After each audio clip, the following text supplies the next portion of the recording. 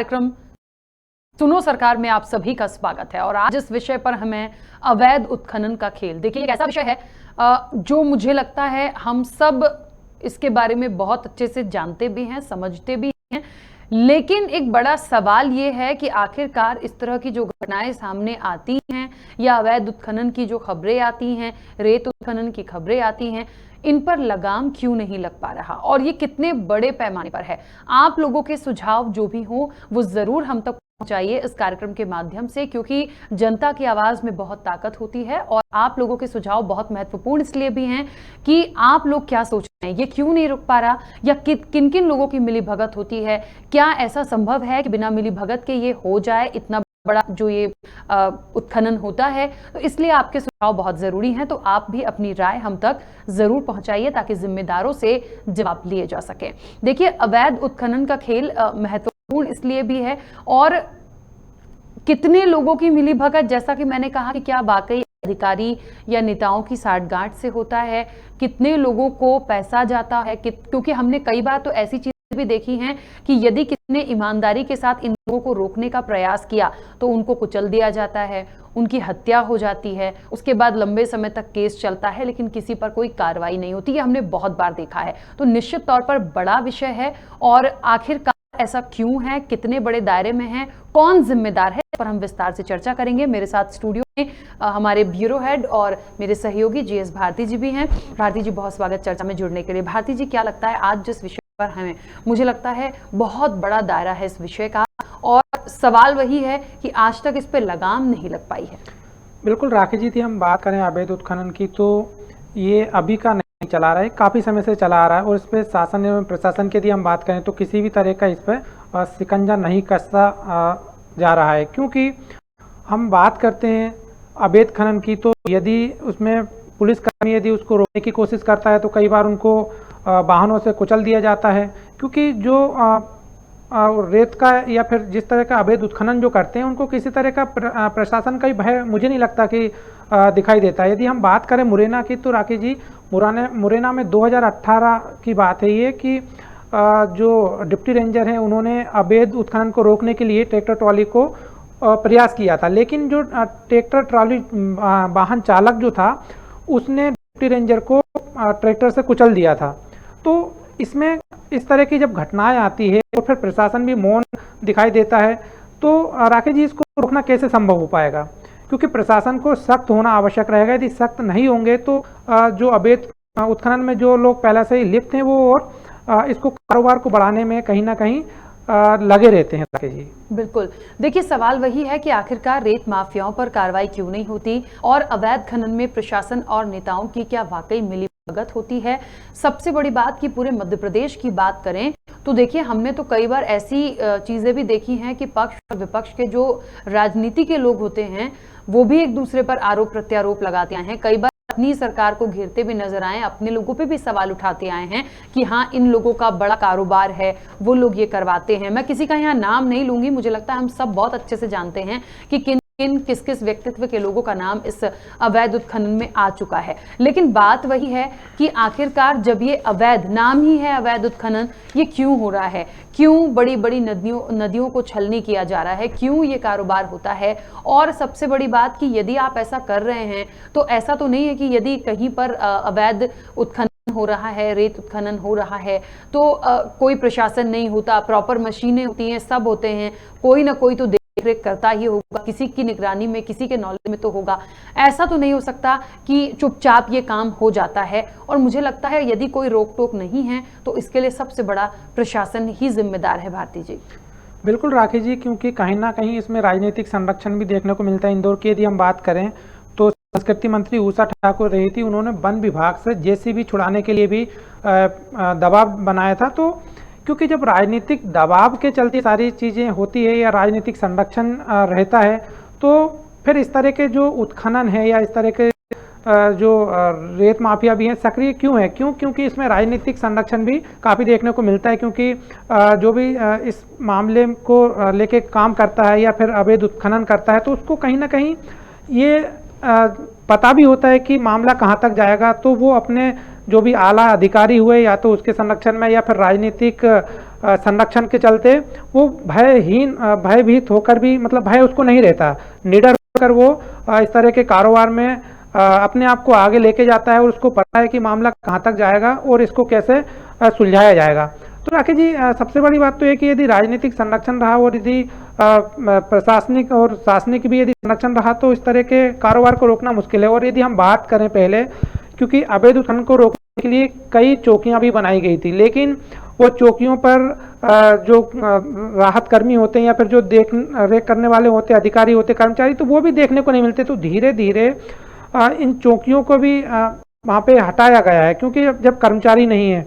और सबसे बड़ी बात तो राकेश जी ये होती है कि जब खनिज विभाग की यदि हम बात करें, खनिज विभाग जिस तरह से मध्य प्रदेश की यदि हम बात करते हैं, तो मध्य प्रदेश में जो कर्मचारी होते हैं या अधिकारी जो होते हैं, तो उसमें विभाग में भी कर्मचारियों की कमी देखने को मिलती है। इतने कम इसमें कर्मचारी होते हैं कि इसको रोक कैसे पाएंगे, क्योंकि यदि हम बात करें तो मध्य प्रदेश में 43 जिले ऐसे हैं जहाँ पे अवैध उत्खनन होता है। और कर्मचारियों की यदि हम संख्या की बात करें तो कर्मचारी कहीं ना कहीं कम है, क्योंकि राकेश जी सबसे बड़ी बात तो ये होती है कि यदि इसको अवैध उत्खनन को रोकने के लिए यदि कोई जाता है, यदि कर्मचारी अकेला जाता है, 2-3 लोग भी जाते हैं, कहीं ना कहीं उनको जान का जोखिम भी होता है। और ये उदाहरण हम कई बार देख भी चुके हैं। जैसे अभी मैंने मुरैना का ही बताया था, तो वहाँ पे जो डिप्टी रेंजर थे उनको ट्रैक्टर ट्रॉली से कुचल दिया था। तो कहीं ना कहीं यहाँ पे जान को भी जोखिम रहता है। यदि खनिज विभाग में यदि कर्मचारियों की संख्या यदि बढ़ा दी जाएगी और पुलिस प्रशासन साथ में रहेगा, बल के साथ यदि काम करेगा, उनके ऊपर जो जिस तरह से ये धरपकड़ की जाती है, पकड़ने के बाद उन पर यदि उचित कोई कार्रवाई की जाती है, दंडात्मक कार्रवाई की जाती है, तो मुझे लगता है कि शायद थोड़ा इस तरह की जो कार्रवाई से इनके ऊपर कुछ बंदिशें या अंकुश लगाया जा सकता है। राकेश जी बिल्कुल, देखिए एक बात और है कि इस तरह के जो लोग हैं या इस तरह की जो एक्टिविटीज़ होती हैं, मैं फिर बोलूँगी किसी से छुपी नहीं है, ये दिखता है, संज्ञान में होता ही होगा। बड़ी बड़ी मशीनें लगती हैं, वर्कर वहां पर काम कर रहे होते हैं, चुपचाप से ये काम नहीं होता है। अब बात वही है कि किस किस की मिली भगत है। दूसरी सबसे बड़ी बात कि यदि ये साठगांठ से हो रहा है तो क्यों हो रहा है। एक तरफ किसी की भी सरकार हो, पहले हम कांग्रेस की सरकार की बात करें या भारतीय जनता पार्टी की करें, हमेशा ये बात उठाई गई है और ये आरोप प्रत्यारोप एक दूसरे पर लगाए गए हैं कि कहीं ना कहीं संरक्षण प्राप्त होता है राजनीतिक लोगों का। तो भाई सरकार कांग्रेस की थी तब भी ये होता था, भारतीय जनता पार्टी की है तब भी ये हो रहा है। तो बात ये है कि आप इस तरह की एक्टिविटीज को क्यों होने दे रहे हैं। यदि आप सख्ती करेंगे तो ये नहीं होगा, क्योंकि प्रशासन के लोग यदि ये कर रहे हैं तो आप उन लोगों को निलंबित करिए, उन लोगों को, ऐसे लोगों को सामने लाइए जो इस तरह की एक्टिविटीज में हैं। लेकिन यहां तो साफ समझ में आता है कि जो लोग हैं वो बहुत दबंग हैं, उन्हें किसी का डर नहीं होता है। और ऐसा लगता है कहीं ना कहीं इस तरह की चीजें देखकर भारती जी मुझे कि 100% है कि कहीं ना कहीं बड़ी मिली भगत है। क्योंकि बिना इसके, क्योंकि आप देखिए जो कुचल देते हैं, जो दबंग हैं, जो मशीनें बढ़िया, उनको रात या दिन क्या, उनको तो जब उनकी मर्जी हो तब वो इस तरह का कारोबार करेंगे। तो उन किसी चीज का डर या भय नहीं है। तो निश्चित तौर पर जिसे डर और भय नहीं होता उसे संरक्षण जरूर प्राप्त होता है। बिल्कुल राकेश जी, क्योंकि यदि हम बात करें तो जब अवैध उत्खनन होता है तो इसके पीछे कई जो जिम्मेदार लोग भी कह सकते हैं उनका भी इनडायरेक्ट संरक्षण रहता है। तभी तो ये अवैध उत्खनन जो करते हैं तो कहीं ना कहीं एक भय के बगैर करते हैं। उनको किसी का भय मुझे नहीं लगता कि भय होता है, क्योंकि जब वाहनों को वहाँ से अवैध उत्खनन करते हुए सड़कों पर निकाल के जाते हैं तो राकेश जी कई पुलिस चौकियाँ भी होती हैं, कई थाने क्षेत्र से भी निकल के वाहन जाते हैं, या तो हम दिन की बात करें रात्रि की बात करें। तो ऐसे में फिर प्रशासन की कार्रवाई क्यों नहीं होती है, तो ये भी एक सवालिया निशान है। क्योंकि जब कार्रवाई नहीं होगी तो इस तरह के जो लोग हैं वो बिल्कुल निर्भीक होकर इस तरह के कार्य को और आगे बढ़ाने के लिए अंजाम देते रहेंगे। तो मुझे ये लगता है कि राकेश जी कहीं ना कहीं प्रशासन को भी सख्त होना आवश्यक है। बिल्कुल, चलिए, और इस वक्त हमारे साथ सुभाष पांडे जी जुड़े हैं जो कि पर्यावरणविद हैं। सुभाष पांडे जी, सबसे पहले तो बहुत स्वागत भारत के साथ जुड़ने के लिए। और जिस तरीके से आज हम चर्चा कर रहे हैं अवैध उत्खनन, निश्चित तौर पर एक ऐसा विषय है जिसके बारे में बहुत लंबे समय से हम सुनते आ रहे हैं पर इस पर लगाम नहीं लगी। क्योंकि आप एक पर्यावरणविद हैं, इस पर आपकी क्या राय है और वाकई में प्रकृति का कितना नुकसान?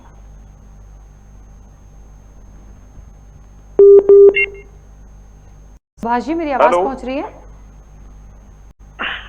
हेलो सुभाष जी, मेरी आवाज पहुंच रही है आप तक? नहीं, धीमे है आवाज आ नहीं रही। चलिए, मेरा हेलो। प्रश्न सुन पाए आप? हेलो।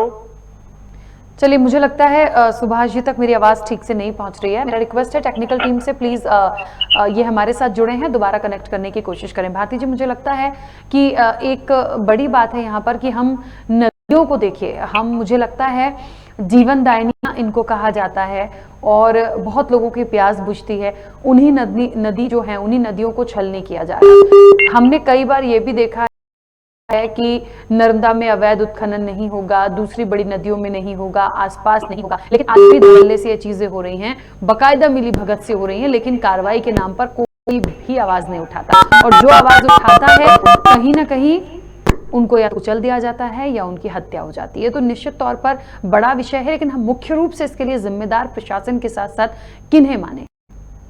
देखिए राकेश जी, जैसे अभी आपने बताया कि जो नदियाँ होती है जीवनदायिनी होती है, वो सबसे बड़ा तो ये कि इसमें जो जीव जंतु होते हैं उनके लिए भी एक परेशानी होती है, क्योंकि ये एक नेचुरल होते हैं। तो जब अवैध जो उत्खनन होता है तो इनको भी परेशानियाँ होती है। और यदि हम बात करें लोगों की, तो इसमें कहीं ना कहीं ये पर्यावरण के साथ भी खिलवाड़ करते हैं।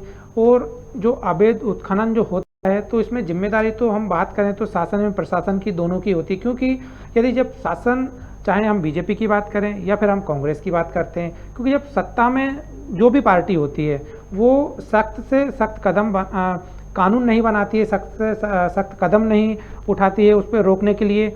यदि इसी तरह से दरअसल यही देखने को मिलता है कि इसमें जो अवैध उत्खनन जो होता है उसमें कहीं ना कहीं राजनीतिक लोग भी जुड़े हुए होते हैं और इनडायरेक्ट भी वो इस कार्य को करते हैं। तो राकेश जी, हम बात करें चाहे तो बीजेपी हो या कांग्रेस हो, क्योंकि दोनों ही पार्टी के लोग इनसे मिले होते हैं, इस तरह से उस पर अंकुश नहीं लगाया जा रहा और दिन प्रतिदिन इसमें बढ़ता ही जा रहा है जो अवैध उत्खनन का मामले हैं। बिल्कुल, एक बार फिर हमारे साथ पर्यावरणविद सुभाष पांडे जी जुड़ गए हैं। सुभाष जी, बहुत स्वागत जुड़ने के लिए। हम अवैध उत्खनन पर बात कर रहे हैं, क्या राय आपकी इस पर और प्रकृति को कितना नुकसान? देखिए, तो अवैध उत्खनन का जहां तक मामला है, विशेष रूप से नदियों का जो खनन है उसके जो का लेकर के मानना है, तो उसमें तो राजनीतिक इच्छा शक्ति जो है उसकी कमी है।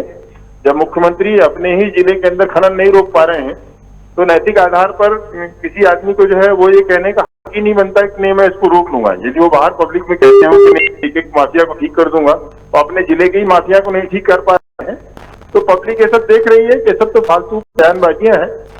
और यदि वो वास्तव में इच्छा शक्ति हो तो वो नर्मदा की जो पट्टी इनके पास लगी हुई है, स्पेशली बुधनी के आसपास तो जो अवैध खनन हो, जहां पर पहले आईपीएस और इन लोगों को भी परेशान किया गया, ज्वाइंट कलेक्टर को मारने की दौड़ाया गया, इस सबको देखा गया, पहले वहीं पर रोकें ताकि एक मॉडल तैयार हो। और यदि मॉडल तैयार होगा तो दूसरे जो माफियाज हैं पूरे प्रदेश में फैले हुए हैं, उनके ऊपर ये जाएगा, मैसेज जाएगा कि नहीं मुख्यमंत्री जी सजग हैं। जो मुख्यमंत्री अपने ही जिले में, गृह जिले में अवैध उत्खनन को नहीं रोक पा रहा है खुलेआम, तो बाकी सब चीजों की बात करना तो बेमानी लगती है। बिल्कुल। सुभाष जी, बहुत शुक्रिया जुड़ने के लिए, और बहुत कर उन्होंने बात बोली है। ये सुना गया है और कई बार सुना गया है कि सीएम शिवराज का जो क्षेत्र है उसके आसपास बहुत सारा अवैध उत्खनन होता है, अभी भी हो रहा है। तो इन्होंने एक सुझाव के तौर पर यही दिया है कि पहले वहां पर रोक लगा लें। बहुत सारे लोगों को वहां भी मारने की कोशिश की गई है, जिन अधिकारियों ने आवाज उठाई है, तो पहले वहां से शुरुआत करिए ताकि जो बाकी जो बड़े दूसरे जगह रेत माफिया हैं उनको फिर थोड़ा सा एक सबक सा मिले, तभी रुक पाएगा, अन्यथा ये तमाम चीजें कभी नहीं रुकेंगी। बिल्कुल, जैसे कि अभी हमारे जो कॉलर ने एक मैसेज भी किया है कि जब मुख्यमंत्री के गृह क्षेत्र में इस तरह की जो घटनाएं बढ़ती जा रही, चाहे तो कर्मचारियों के ऊपर हमले हों या फिर जो अवैध उत्खनन है वो कहीं ना कहीं देखने को मिलता है, तो यदि वो मिसाल के तौर पर यदि अपने क्षेत्र में ही अवैध उत्खनन बंद कर दें तो शायद ये है कि और लोगों को भी इससे सीख मिले। लेकिन राकेश जी, ये हमने देखा है कि कई समय से मुख्यमंत्री के जो गृह क्षेत्र है उसके आजू बाजू जो बुधनी का है, या तो फिर और भी जो क्षेत्र है नर्मदा किनारे, तो अवैध उत्खनन तो हो रहा है, उस पर किसी तरह की बंदिशें नहीं है। और हम बात करें राजनीतिक दलों की, तो राजनीतिक दलों ने भी भ्रमण भी किया था, उसमें भ्रमण करने के दौरान पेड़ पौधे लगाने की बात भी कही थी ताकि ये जो नदी है जीवनदायिनी जो है वो सुरक्षित रहे और आम जन के लिए इसको इससे आने वाले समय में भी इसका लाभ ले सके। और जिस तरह से नदियाँ प्रदूषित होती जा रही है और उत्खनन जो होते जा रहे हैं, तो कहीं ना कहीं इससे जो मानव जीवन है वो भी राखी जी खतरे में है। तो प्रयास तो राजनीतिक दल के किए जाते हैं, लेकिन सब दिखाने के ही किए जाते हैं।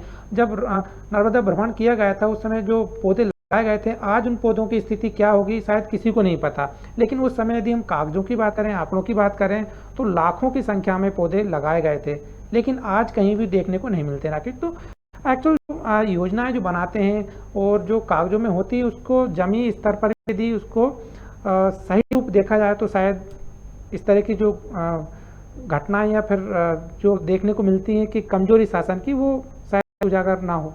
बिल्कुल। अच्छा, एक बात और है भारती जी, देखिए ये सब काम जो है यदि वो इलीगल है तो फिर ये पूरी तरीके से बंद हो जाए। एक बात सरकार, या तो फिर बहुत सारी हमने ये भी देखा है बड़ी बड़ी खदानें भी होती हैं, बहुत सारी चीज़ें होती हैं जहाँ से आप बहुत सारी चीज़ों को जनरेट कर सकते हैं। तो यदि आप लीगल वे में काम करेंगे तो आपको प्रॉफिट है, आप इलीगल वे से, और ये जो प्रोसेस है ये पूरा इलीगल उसमें जाता है, तो या तो ये पूरा बंद हो। लेकिन देखिए ना, बार बार बात वही आ रही है कि जब सरकार या जिम्मेदार लोग ही इलीगल काम कर रहे हैं तो जो बाकी जो दबंग हैं, जो माफिया हैं, उनको कोई मतलब नहीं है। हो सकता है उनका कुछ एक हिस्सा जो जितना कमा रहे हैं वो, या जितना प्रॉफिट है उनका, वो निश्चित तौर पर वो इन राजनीतिक दलों को भेज रहे हैं। बिल्कुल राखी जी, यदि हम बात करें, क्योंकि जिस तरह से ये अवैध उत्खनन होता है, तो ये रेत के अलावा भी यदि हम बात करें तो जो पत्थर होता है, गिट्टी जिसको कहते हैं, मकानों में उपयोग होता है, तो उसके लिए भी ये गिट्टी क्रेशर के लिए परमिशन लेते हैं। तो कहीं ना कहीं जब परमिशन लेते हैं तो जितनी ज़मीन को लीज पे लिए जाता है और जो इसके नियम बने होते हैं, नियम के अनुसार इसको ना काम करते हुए इससे नियमों का उल्लंघन भी करने को देखने को मिलता है। क्योंकि उसके जो खुदाई होती है, खुदाई का एक पैमाना होता है और उसके फिर चारों तरफ एक फेंसिंग भी होनी चाहिए जिससे कि दुर्घटनाएं भी ना हो और पानी का भराव भी ना हो। तो राकेश जी, लेकिन जब ये पहाड़ों के भी लीज पे ज़मीन ले लेते हैं और उसको भी जब नहीं छोड़ते, तो कहीं ना कहीं वृक्षों की भी अंधाधुंध कटाई की जाती है। और जब कटाई की जाती है और जब जो गिट्टी क्रेशर के उपयोग में पत्थर खुदाई की जाती है, तो वो ज़मीन को भी ये खराब करते हैं। उसकी जो डस्ट होती है वो भी कहीं ना कहीं जो आम जन होते हैं उनके लिए परेशानियां होती है। कई बार सड़कों के किनारे इस तरह की जो गिट्टी क्रेशर को परमिशन दे दी जाती है, तो राकेश जी ये भी कहीं ना कहीं मानव जीवन के लिए खतरनाक होता है, क्योंकि जो बारीक डस्ट होती है ना, वो बड़ी बेकार होती है। तो जब अवैध उत्खनन की यदि बात करते हैं तो जो नियम सरकार ने बनाए हैं, सरकार ने नियम बनाने के बाद भूल जाती है, क्योंकि उन नियमों का पालन सही तरीके से हो पा रहा है कि नहीं हो पा रहा है, इसकी मॉनिटरिंग भी प्रशासन नहीं कर पाता राकेश जी। बिल्कुल। ग्वालियर से हमारे साथ हेमंत कुमार जुड़े हैं। हेमंत जी, बहुत स्वागत चर्चा में जुड़ने के लिए, क्या कहना चाहते हैं? हेमंत जी, मेरी आवाज पहुंच रही है? जी मैम, बिल्कुल पहुंच रही है जी। क्या कहना चाहते हैं? धन्यवाद मैम। आपको बताना चाहूंगा कि अवैध उत्खनन मध्य प्रदेश की एक ऐसी समस्या है जिसमें प्रशासन का शासन भी इसमें फेल हो चुका है। सत्ताएं लगातार बदलती जा रही हैं, प्रशासनिक अधिकारियों के ऊपर लगातार सवाल खड़े होते जा रहे हैं, लेकिन अवैध उत्खनन की रोकथाम कहीं से कहीं तक भी साफ दिखाई नहीं दे रही है। पीछे एक मुख्य वजह ये भी मानी जा सकती है कि किसी भी बड़ी कार्रवाई को करने के लिए शासन प्रशासन के नियमों को बद्ध तरीके से निभाना पड़ता है। लेकिन आज हम की कंडीशन देख रहे हैं कि प्रशासन में एक छोटे कर्मचारी से लेकर अधिकारी, यदि कहीं भी मिलावटखोरी होती है या फिर भ्रष्टाचार होता है, कार्रवाई सही तरीके से नहीं हो पाती है, जिसका खामियाजा इस तरीके से भुगतने को देखने को मिलता है। तो जहाँ तक इसका जो रोकने का जो प्रयास विफल हो रहे हैं, उसका मुख्य कारण यही है कि कार्रवाइयां सही तरीके से नहीं हो रही है, और जो बीच में जो अधिकारी से लेकर कर्मचारी तक जो लोग हैं, जो भ्रष्टाचार में लिप्त इन लोग को जो बढ़ावा देते हैं, वो इस तरीके के कारनामे लेके आते हैं। क्या लगता है इनको कैसे रोक सकते हैं? कभी रुकेगा या नहीं रुकेगा? बिल्कुल मैम, मैंने आपको जिस तरीके से बताया, तो रोकने का सिर्फ मुख्य कारण सिर्फ यही है कि इन पे जो कार्रवाइयां हो बिल्कुल सख्त हो, बिल्कुल ट्रांसपेरेंसी रखें इस चीज के ऊपर। क्योंकि अधिकारियों कर्मचारियों के अगर हवाले छोड़ा गया तो जिस तरह से आपने बताया कि नदियों की छाती छलनी की जा रही है और जिस तरह से पर्यावरण को भी नुकसान पहुंचाया जा रहा है, हमारे देखते ही पूरी नष्ट कर दिया जाएगा और हम कुछ नहीं कर पाएंगे। चलिए, बहुत शुक्रिया जुड़ने के लिए। तो कड़ी से कड़ी कार्रवाई होनी चाहिए, सख्त सजा का प्रावधान होना चाहिए, लेकिन वहां तक पहुंचेंगे कैसे? भारती जी, सवाल वही है कि चाहते तो सभी ये है कि ये अवैध उत्खनन जो है वो पूरी तरीके से बंद हो जाए या जो लोग दोषी हैं उन पर कार्रवाई हो जाए। पर कार्रवाई कब होगी? यदि ये सब मिलीभगत से काम कर रहे होंगे, यदि नीचे से लेकर ऊपर तक तमाम लोग इसमें यदि इनकी संलिप्तता होगी तो कोई किसी की शिकायत नहीं करेगा, लेन देन से काम होता रहेगा और कार्रवाई किसी पर होगी नहीं। अब इसके लिए और क्या नया कुछ जोड़ सकते हैं? देखिए राकेश जी, यदि हम बात करें तो मध्य प्रदेश में जो यदि भारत की यदि हम बात करें, भारत में मध्य प्रदेश अवैध उत्खनन के रूप में दूसरे नंबर पर माना जाता है। ये आंकड़े हैं 2018 के, यदि हम बात करें तो दूसरे नंबर पर है।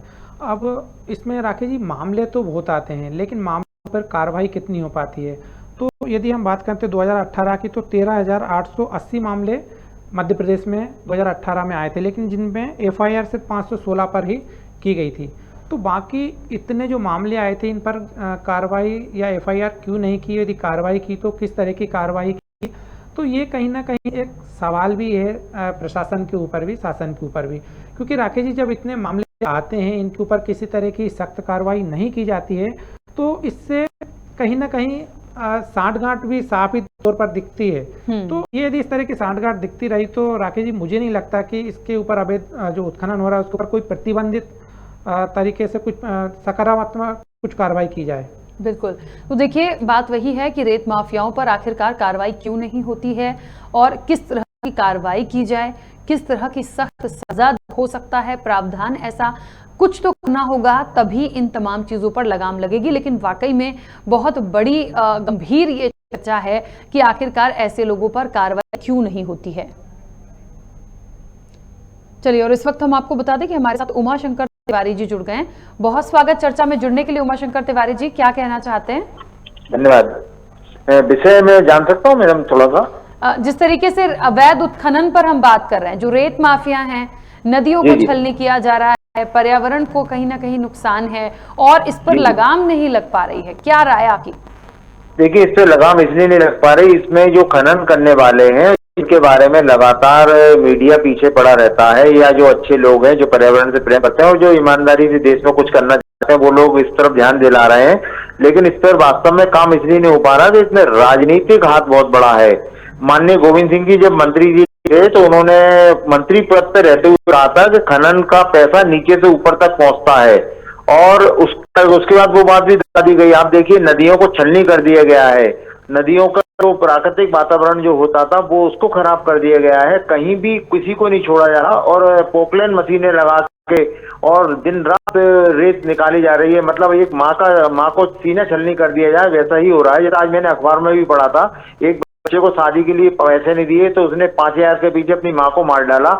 बस कुछ ऐसा ही लगातार कई वर्षों से हम देखने को मिल रहा है कि नदियों को बिल्कुल बर्बाद किया जा रहा है। खदानों के लिए जो लीज दे दी जाती है, लीज कहीं की ली जाती है, खदानों पर भी इस प्रकार का हो रहा है। केवल लोगों को पैसा कमाना, और इस पैसे पे कमाने से ईमानदारी से नहीं, इसमें बेईमानी बहुत बड़ी होती है। और जिस तरीके से ये कार्य होता है, जो डंपर चलते हैं उनको भी जो जरूरत से ज्यादा उसे लाद दिया जाता है वजन, तो उसकी वजह से सड़कें भी हमारी खराब हो रही हैं, हमारा पर्यावरण खराब हो रहा है, सारी चीजें इससे नुकसान हो रही हैं। लेकिन किसको फायदा हो रहा है? या तो खनन करने वालों को, या उनके जो ऊपर हाथ है जिन लोगों का, उनको बहुत फायदा हो रहा है। ये बहुत बड़ा देश के साथ विश्वासघात है। आखिर हमारे देश के बचाने के लिए जिन लोगों ने शहीद हुए थे, आज उनको कितना उनकी आत्मा को दुख पहुंचता होगा जब हमारे ही देश के लोग हमारे ही देश के संसाधनों को नष्ट करे दे रहे हैं। और मृतक जो बीजेपी के, भारतीय जनता पार्टी के नेता माननीय अनिल दवे साहब जब जिंदा थे, उन्होंने भी कहा था कि नदियों को बचाओ, पहाड़ों को बचाओ, जंगलों को बचाओ, तभी इंसान बचेगा। उस पे उनकी किताब का विमोचन तो हो गया, लेकिन उस पर कोई अमल नहीं कर रहा है। कहीं ना कहीं इसमें राजनीतिक बहुत बड़ा हाथ है, इसलिए अफसर काम नहीं कर पाते। मुरैना में एक वन विभाग की जो अधिकारी थी, उनको मात्र 1.5-2 महीने में हटा दिया, वो तेजी से पकड़ रही थी। और मुरैना में एक IPS अधिकारी पे भी कुचल दिया गया था। ऐसे कई मामले हैं जब जो हुए अभी बदला कर दिया गया था। ऐसे बहुत सारे चीजें हैं और इसमें बहुत बड़ा हाथ राजनीतिकों का होता है, उसके बिना ये संभव नहीं है। बिल्कुल। क्या लगता है उमाशंकर तिवारी जी कि इसको कैसे रोक पाएंगे? यदि सबको पैसा जा रहा है, सबकी मिली भगत है, तो कोई किसी की शिकायत ही नहीं करेगा, और जो करेगा, जो आवाज उठाता है, उस पर ट्रैक्टर ट्रॉली चढ़ा दी जाती है। नहीं, उसके ऊपर हो रहा है। आप देखिए, उसे रुकेगा तो कानून के थ्रू ही। और अभी जैसे आज अच्छी चीज पहल हुई है कि मैंने पढ़ा है कि रेलवे के कोच में अब रेत आएगी और उसमें कहीं ना कहीं कुछ अंकुश लग गया तो अच्छी बात है। रेलवे का एक वो रहेगा विधिवत, उसका कहीं ना कहीं देखिए पैसा कमाने के लिए लोग परेशान है, और अभी कोरोना काल जो क्या उसने यही बताया है ज्यादा पैसा मत कमाओ, सब धरा रह जाता है, बड़े बड़े वेंटिलेटर धरे रह गए, अस्पताल धरे रह गए, और जिसको निकलना था वो निकल लिए। एक बहुत बड़ा सबक है हमारे लिए कि ज्यादा पैसा अति नहीं करना चाहिए। हम पर्यावरण को जितना बर्बाद करेंगे ऐसी गंभीर बीमारी आती रहेंगी। लोगों को लग रहा है कोरोना एक वायरस है, मैं कहता हूँ ये पर्यावरण को बर्बाद करने के वजह से आया हुआ एक वायरस है, और आगे भी अगर लोग नहीं सुधरे, जैसे हम लोग जहां भी पर्यावरण का नुकसान करेंगे हमारी पीढ़ियां बर्बाद हो जाएंगी। अभी तो कोरोना का एक ट्रेलर था, आने वाले 8 या 10 साल में इतना टेम्परेचर बढ़ जाएगा कि लोगों को जीने के लिए बहुत मशक्कत करना पड़ेगी। बिल्कुल, चलिए बहुत शुक्रिया उमाशंकर तिवारी जी जुड़ने के लिए।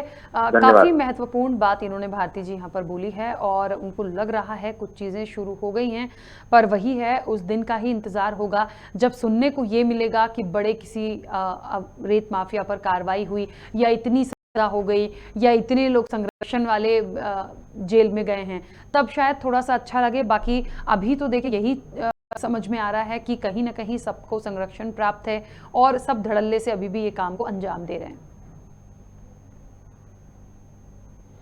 राखी जी, बिल्कुल, यदि हम बात करें यदि राजनीतिक दलों की, तो कृषि मंत्री कमल पटेल जी जो थे अपने क्षेत्र से निकलते हुए जा रहे थे, तो उन्होंने ये अवैध खनन का मामला उनके सामने भी आया था, और उन्होंने साफ तौर पर उस समय कहा था कि इसमें कहीं ना कहीं प्रशासन की मिली भगत के चलते ये हो रहा है। तो जब राजनीति यदि राजनीतिक दल के लोग, ये जो जिम्मेदार लोग यदि इस तरह की बात करेंगे, तो फिर आमजन किससे शिकायत करेगा, किसके पास जाएगा? तो इस तरह की बात ना करते हुए मुझे लगता है कि इनके ऊपर सख्त कार्रवाई की जानी चाहिए, सख्त नियम बनाने चाहिए, और प्रशासन को भी शायद सख्त होना चाहिए। तभी इस तरह के जो जिम्मेदार लोग हैं वो बात ना करते हुए जमीनी स्तर पर इसको दिखाना चाहिए। राखी जी, बिल्कुल, तो देखिए रेत माफियाओं जो हैं, जो अवैध उत्खनन कर रहे हैं, अवैध खनन में प्रशासन और नेताओं की मिली भगत होती है, क्या वाकई ऐसा होता है? और सबसे बड़ी बात कि जो रेत माफिया हैं उन पर कार्रवाई क्यों नहीं होती, इस पर हम चर्चा कर रहे हैं। और जितने ही लोगों से बात की है अभी तक, उनका यही कहना है कि बिल्कुल सही बात है, मिली भगत तो होती ही है, संरक्षण भी होता है, और कहीं ना कहीं इसीलिए बहुत बड़ी कोई कार्रवाई अब तक देखने को मिली नहीं है। कहा जरूर जाता है कि रेत माफिया पर कार्रवाई की है, या कोई बड़ा अधिकारी कार्रवाई करने गया, इस तरह की चीजें जरूर आती हैं, लेकिन हाँ, हम नदियों को जिस तरीके से छलनी होता देख रहे हैं, ये ठीक नहीं है, रुकना चाहिए, कंट्रोल होना चाहिए, कार्रवाई होना चाहिए, पर ऐसा नहीं हो रहा। और एक बार मैं फिर से कहूंगी, यदि आप लोगों के भी और लोगों के भी यदि सुझाव हो तो प्लीज हम तक, आपकी स्क्रीन पर नंबर डिस्प्ले हो रहा है, आप कॉल करके अपनी बात रखिए, क्योंकि जिम्मेदारों से निश्चित तौर पर इसका जवाब लिया जाएगा कि आखिरकार सिर्फ इस मामले में मध्य प्रदेश क्यों पिछड़ा हुआ है, और सबसे बड़ी बात कि कार्रवाई के नाम पर कुछ भी क्यों नहीं होता। इस तरह से काम करने से क्या होगा? हम क्यों अपने प्रदेश का नाम खराब कर रहे हैं? हम क्यों नदियों को छलनी कर रहे हैं? हम क्यों पर्यावरण के साथ खिलवाड़ कर रहे हैं? ये बहुत सारी महत्वपूर्ण बातें हैं। मुझे लगता है आप लोग के सुझाव आएंगे तो जिम्मेदारों से इसका जवाब लिया जाएगा। अब महत्वपूर्ण बात यह भी है कि आखिरकार भारती जी क्या लगता है, कितना वक्त, क्योंकि एक बहुत लंबा वक्त तो हम इन तमाम चीजों को देखते सुनते आ रहे हैं, और कितना वक्त हमें ये देखना पड़ेगा? देखिए राकेश जी, यदि हम बात करें अवैध उत्खनन को रोकने के लिए शासन सिर्फ दिखावे के ही नियम बनाए जाते हैं, क्योंकि बीच में अभी कुछ समय पहले पंचायतों को काम ये सौंपा गया था कि जो उत्खनन होगा वो पंचायतों के माध्यम से होगा, पंचायत की परमिशन से होगा। लेकिन बावजूद इसके जब पंचायतों को ये कार्य सौंपा गया, इसके बाद भी जो अवैध उत्खनन है उनके मामले ज़्यादा देखने को मिले और उन पर कार्रवाई नहीं की गई। तो राकेश जी, जब ये मामला जो है पंचायत को ये सारे अधिकार सौंपे जा रहे थे, उस समय इस चीज़ का नहीं देखा गया कि ये नियम क्यों नहीं बनाया गया कि इसमें अवैध उत्खनन को कहाँ पे मिल सकता है। मैं बीच में रोकूं भारती जी आपको, हमारे साथ प्रदीप खंडेलवाल जी जुड़ गए हैं। प्रदीप जी बहुत स्वागत, जुड़ने के लिए क्या कहना चाहते हैं?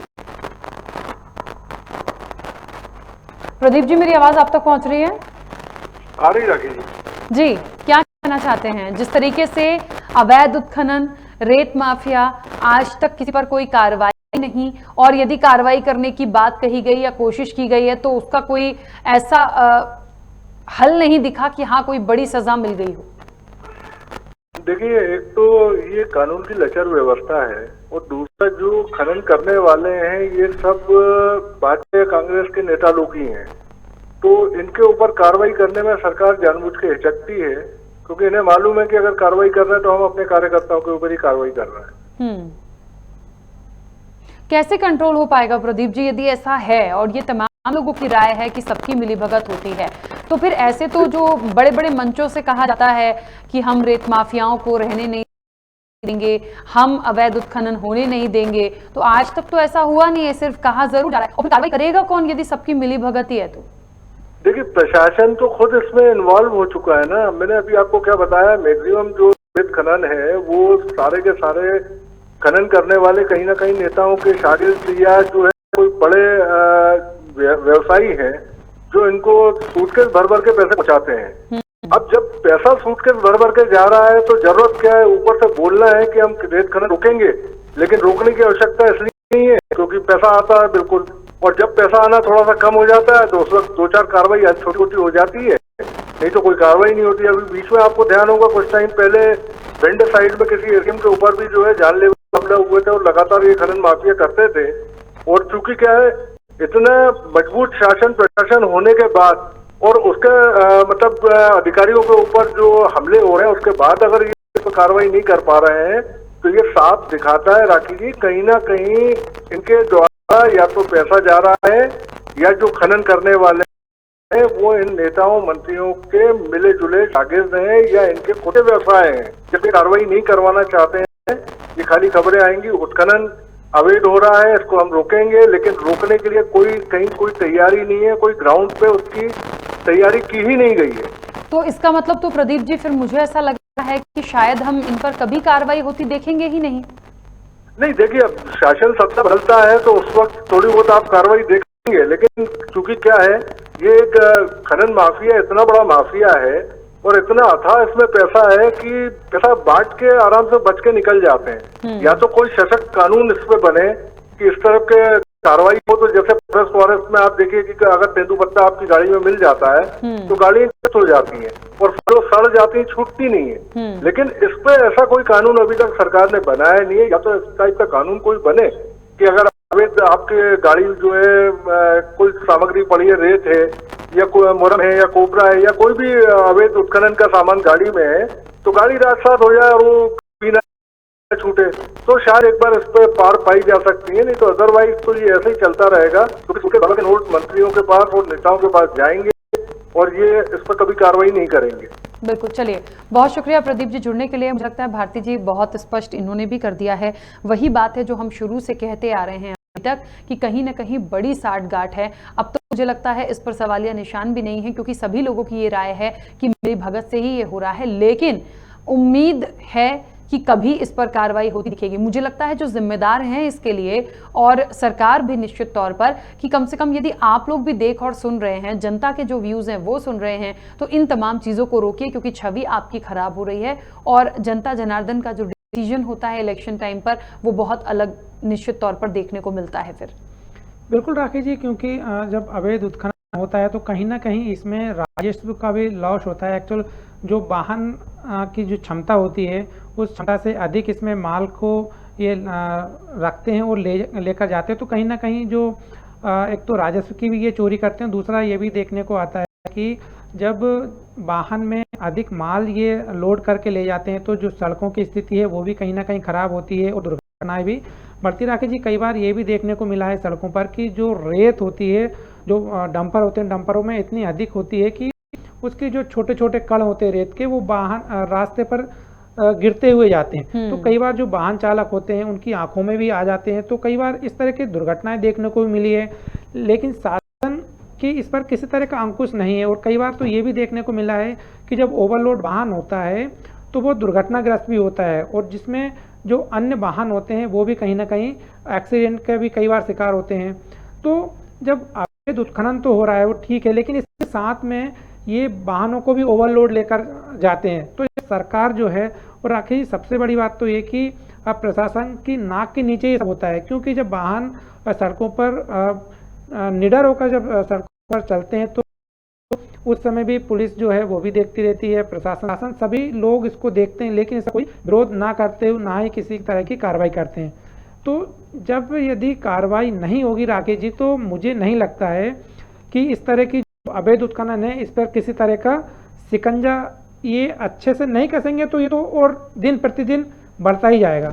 बिल्कुल। तो 2-3 बातें देखिए बहुत महत्वपूर्ण हैं। एक तो ये बहुत साफ है कि मध्य प्रदेश में बहुत धड़ल्ले से ये काम चल रहा है।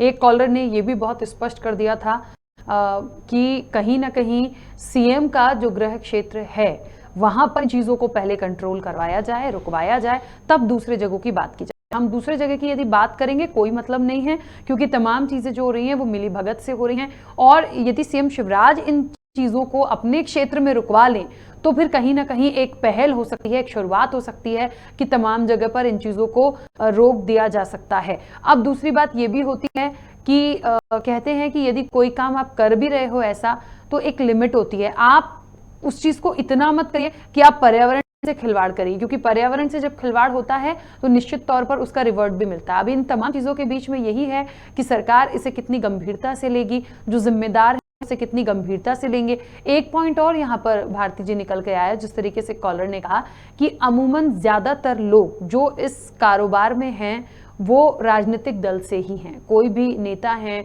चाहे वो कांग्रेस के हों, भारतीय जनता पार्टी के हों, ये बड़े दिग्गजों का ही कोई बड़ा उद्योगपति होगा, मतलब कहीं ना कहीं या तो उनको संरक्षण प्राप्त है या फिर अमूमन जो है वो कोई ना कोई राजनेता है जो इस तरह के कामों में लिप्त हैं।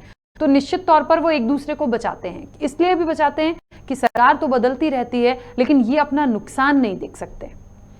बिल्कुल राकेश जी, क्योंकि जब ये अवैध उत्खनन होता है तो ऐसा नहीं कि एकदम से ये होता है। जब उत्खनन होता है तो उसमें कई बड़े बड़े जो मशीनरी हैं उनका भी उपयोग किया जाता है और उसमें राकेश जी काफ़ी समय भी लगता है। यदि प्रशासन की तरफ से यदि चाहे कि ये कार्रवाई करनी है तो मुझे नहीं लगता है कि इस तरह के जो वाहन हैं इनको वाहन चालकों के ऊपर और वाहनों के ऊपर कार्रवाई करना मुश्किल है।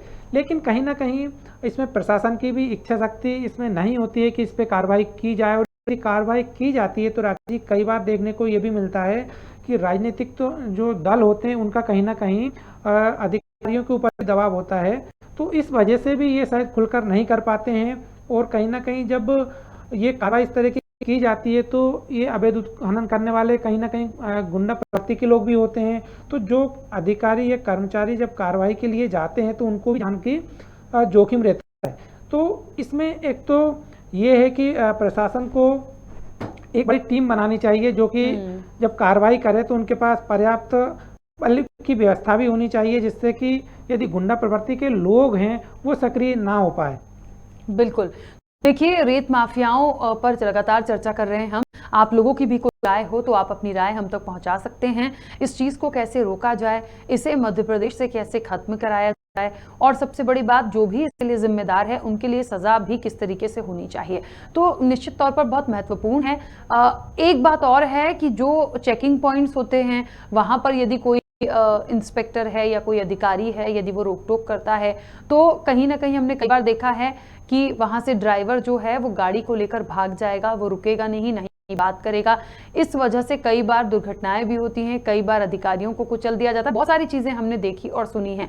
तो निश्चित तौर पर एक गंभीर विषय है और उम्मीद की जा सकती है कि कम से कम ऐसे इन मुद्दों को लेकर यदि आज हम हैं तो इस पर गंभीरता सरकार बरते, इसे बहुत ज्यादा गंभीरता से ले और कार्रवाई होनी चाहिए। अब जहां तक एक बात अभी एक कॉलर ने कही थी भारती जी की कोई रिकॉर्ड नहीं होता इन तमाम चीज़ों का। जैसे मान लीजिए कि वन हमले की बात करें तो कोई अवैध रूप से तेंदुपत्ता या कोई और चीज़ें आपको यदि मिल गई हैं तो निश्चित तौर पर उसमें भी एक वो क्राइम की चीज़ें होती है। पर आपकी यदि बहुत सारा रेत है, गिट्टी है, तमाम चीज़ें हैं, तो इसके लिए एक क्राइटेरिया पहले बनाइए कि यदि इस तरह की चीज़ें हैं, संदिग्ध हैं, अवैध हैं, पकड़ में आती हैं, तो वो कम से कम उसके लिए कोई ऐसी चीज़ें क्लियर हो कि फर्स्ट प्रायोरिटी में या पहले रूप में यदि कोई चीज़ आई है तो उस पर कम से कम कोई कार्रवाई तो बना सके। बिल्कुल राखी जी, क्योंकि जब अवैध उत्खनन होता है तो उसमें वाहन जो होते हैं, वाहन मालिक होते हैं, उनको बिल्कुल प्रशासन कार्रवाई कर सकता है। लेकिन देखने को यही मिलता है कि कार्रवाई नहीं होती है। और अभी जैसे कि जो शासन है, शासन एक नई व्यवस्था कर रही है रेत के लिए कि जो रेल है, रेल से उसका उत्खनन जो रहेगा वो उससे वाहन एक जगह स्टोर किया जाएगा और वहाँ से फिर छोटे छोटे रूप में वहाँ से सप्लाई की जाएगी। तो कहीं ना कहीं एक ये प्रयास किया जा रहा है, लेकिन इसके बनाने में, कानून बनाने में या जो इसको संचालित करने के लिए किस तरह से इसको सकारात्मक रूप दिया जाए, क्योंकि इसमें कहीं अभी भी कमियां हैं। और फिर ये भी कहीं ना कहीं यदि बात हो सकती है कि किसको इसका जिम्मेदारी दी जाएगी, हो सकता है कि राजनीतिक दल के लोगों को ही इसको लाभ पहुंचाने के लिए इस तरह की नीति बनाई जा रही है। तो कहीं ना कहीं इसमें नीतियों में कमियां क्या है, ये तो सिर्फ आज यदि हम बात करें तो ये सिर्फ अभी इस तरह का सिलसिला शुरू हुआ है। इसमें भी कहीं राकेश जी कमियां रहेंगी, कहीं खामियां रहेंगी, तो उनको कैसे दुरुस्त किया जाए। तो मुझे लगता है कि शासन को जो भी नीतियां बनाई जाती है उनमें जो विशेषज्ञ लोग होते हैं या फिर जो पर्यावरण को जो संरक्षण करते हैं लोग, जो पर्यावरण की ओर अधिक ध्यान देते हैं, जो विशेषज्ञ होते हैं, उनको भी इस ओर बिठा के एक इनके भी बातों को सुनना चाहिए। इनकी जो सुझाव हैं उनको भी पहल की जानी चाहिए, उसको भी कहीं ना कहीं आगे लेकर आनी चाहिए। तो इस तरह के जो उत्खनन है, अवैध उत्खनन है, शायद उस पर कुछ अंकुश लगाया जाए। तो क्योंकि राकेश जी मुझे लगता है कि जो सरकार है, सरकार सिर्फ नियम जो बनाती है वो अपने हिसाब से बनाती है। उसमें जो सहयोगी लोग होते हैं शायद उनकी जो जिम्मेदारियां होती है, उनके जो दायित्व होते हैं या फिर जो उनकी परामर्श रहते हैं, सलाह रहती है, शायद उनको ये अनदेखा करते हैं। बिल्कुल सही है। और एक बात और महत्वपूर्ण है कि बार बार बात आ रही है जिम्मेदारों पर, और यदि जिम्मेदारों की ही मिलीभगत है तो निश्चित तौर पर ये बहुत बड़ा एक गंभीर अपराध की श्रेणी में ये तमाम चीजें हैं। तो मुझे लगता है कार्रवाई बिल्कुल होनी चाहिए।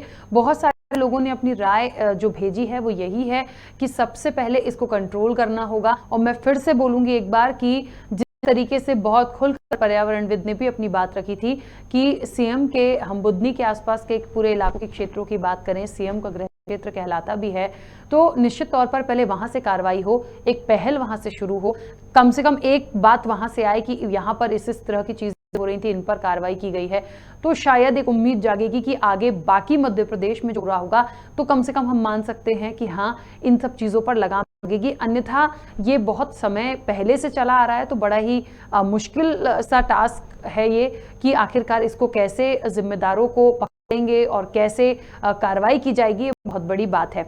चलिए, क्योंकि समय की सीमा भी है, तो आज जिस तरीके से हमने अवैध खनन में प्रशासन और नेताओं की क्या मिलीभगत होती है, जितने लोगों ने अपनी राय दी है उससे साफ समझ में आया है कि हाँ बिल्कुल मिलीभगत होती है। और बहुत सारे लोगों ने ये भी बोला कि नीचे से ऊपर तक तमाम लोगों तक पैसा पहुंचता है। तो बहुत खुलकर इस मंच आई है और यहां से ये प्रोग्राम क्योंकि खास आप लोगों के लिए है, मुझे लगता है जिम्मेदार इस चीज को देखेंगे भी, सुनेंगे भी और समझेंगे भी। और अब ये आने वाले समय में देखना दिलचस्प होगा कि आखिरकार कितनी कार्रवाई अब सरकार और जिम्मेदार करते हैं, क्योंकि जनता बहुत अच्छे से समझ चुकी है कि किस किस की मिलीभगत है और अब किसी को कुछ बताने की जरूरत नहीं है, चाहे कितने ही आरोप प्रत्यारोप लगे। चलते चलते भारती जी कुछ कहना चाहेंगे? बिल्कुल राकेश जी, हम बात करें सरकार की, तो सरकार के पास 2018 की हम बात करते हैं तो राजस्व 600 करोड़ के लगभग सरकार के खजाने में आता था। अब उसकी जो यदि हम अभी वर्तमान में देखते हैं तो लगभग 5000 करोड़ के लगभग सरकार को राजस्व मिलता है। तो राकेश जी, इतना राजस्व यदि मिलता है सरकार को तो मुझे नहीं लगता है कि इसके ऊपर किसी तरह की बंदिशें की जाए। लेकिन यदि सरकार जो अवैध उत्खनन करते हैं उनके ऊपर यदि बंदिशें करेंगी, उनके ऊपर यदि किसी तरह की कार्रवाई करेगी, तो ये जो राजस्व भी है इसमें और शायद सरकार के खजाने में ज़्यादा बढ़ोतरी होगी। लेकिन सरकार को ये आवश्यक रूप से देखना चाहिए, सोचना चाहिए कि पर्यावरण किसी तरह से इससे खराब ना हो। और जो अवैध उत्खनन हो रहा है, कहीं ना कहीं यदि पर्यावरण खराब होगा तो उससे आम जन को और आने वाली जो पीढ़ी है उसको भी इसका खामियाजा भुगतना पड़ेगा। तो शासन को इनके जो आने वाले बच्चों का भविष्य है इसके हित में भी कार्य करना आवश्यक रहेगा। राखी जी, बिल्कुल। तो देखिए, आखिरकार अवैध खनन का ये खेल कब खत्म होगा, बड़ा सवाल है। लेकिन बहुत स्पष्ट हुआ इस चर्चा से कि कुछ तो करना होगा, आगे आना होगा, ऐसे काम नहीं चलने वाला। तो आज चर्चा की हमने अवैध उत्खनन का खेल। कल किसी नए विषय के साथ मिलेंगे। दीजिए इजाजत, नमस्कार।